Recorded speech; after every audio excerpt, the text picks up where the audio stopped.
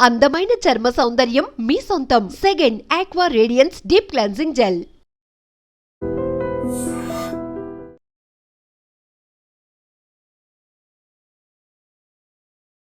ఖమ్మం జాతీయ రహదారిపై ఈరోజు తెల్లవారుజామున అంటే 3 గంటల ప్రాంతంలో ఈ బస్కి సంబంధించి పూర్తిగా కాలిపోయినటువంటి పరిస్థితి.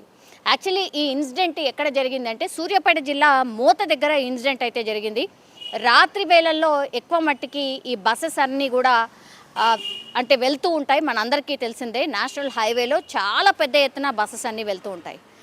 ఆ టైంలో జరిగినటువంటి ఇన్సిడెంట్ ఇది. యాక్చువల్లీ ఫస్ట్ ప్రాథమికంగా ఇప్పుడు మనకున్నటువంటి ఇన్ఫర్మేషన్ ప్రకారం అయితే బస్కి సంబంధించిన టైర్ ఏదైతే ఉందో ఆ టైర్ పేలిపోయి ఒక్కసారిగా మంటలు అంటుకున్నాయి.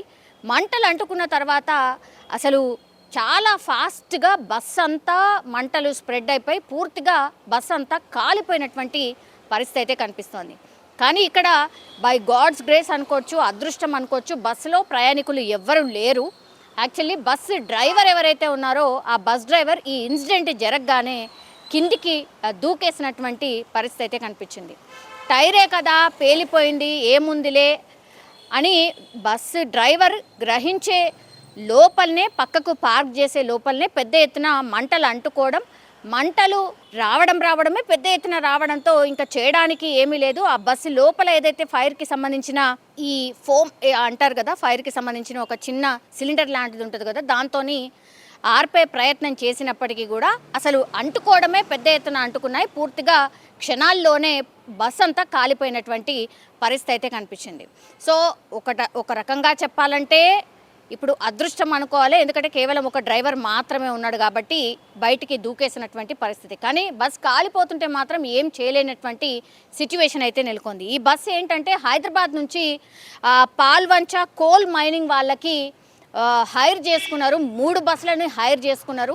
సో ఆ 3 బస్సులు ఒకదాని వెనుక ఒకటి వెళ్తున్నటువంటి క్రమంలో ఒక బస్సులో ఒక్కసారిగా టైర్ పేలి మంటలు అంటుకొని పూర్తిగా కాలిపోయినటువంటి పరిస్థితి. దగ్గరలో ఉన్నటువంటి ఫైర్కి సంబంధించిన అగ్నిమాపక సంబంధించిన ఆఫీసర్స్కి కాల్ చేసి వచ్చేలోపే ఆల్మోస్ట్ ఇక బస్సు సగం కాలిపోయినటువంటి పరిస్థితి. అప్పుడు ఫైర్ ఇంజన్స్ చేరుకొని పూర్తిగా మంటలను అయితే కంట్రోల్ చేసినటువంటి పరిస్థితి. కానీ ఒక రకంగా నేషనల్ హైవే ఇది. సో అన్ని బస్సెస్, లారీస్ ఇవన్నీ కూడా వెళ్తున్నటువంటి పరిస్థితుల్లో ఈ ఇన్సిడెంట్ అయితే జరిగింది. సో చాలా మట్టుకైతే అటు ఇటు వెహికల్స్ అన్నీ ఆగిపోయి ఏం జరుగుతుంది, ఏమన్నా ప్రయాణికులు ఉన్నారా ఏంటా అని చెక్ చేసినటువంటి పరిస్థితి కూడా కనిపించింది.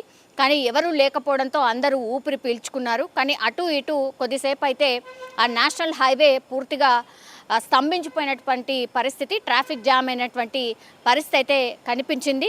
కానీ ఇట్లాంటి ఇన్సిడెంట్స్ ఈ మధ్యకాలంలో చాలానే జరుగుతున్నటువంటి పరిస్థితి అయితే కనిపిస్తోంది. కొంతవరకు ఇట్లాంటి పెద్ద పెద్ద బస్సెస్కి అయితే అన్నీ చెక్ చేసిన తర్వాతనే జనరల్లీ అయితే పంపిస్తూ ఉంటారు. కానీ పోనీ ఎండాకాలమా అంటే మనకు తెలుసు ఈ మధ్యకాలంలో ఎండలు పూర్తిగా తగ్గిపోయి ఇప్పుడు వర్షాకాలమే స్టార్ట్ అయిపోయినటువంటి పరిస్థితుల్లో అయినా సరే ఇన్సిడెంట్ ఎట్లా జరిగింది ఏంటి అనేది కూడా ఇప్పుడు ఈ ఆర్టీసీకి సంబంధించిన ఆఫీసర్స్ చెక్ చేస్తున్న పరిస్థితి. అట్లాగే అగ్నిమాపక సిబ్బంది కూడా ఒక నివేదిక ప్రిపేర్ చేసింది.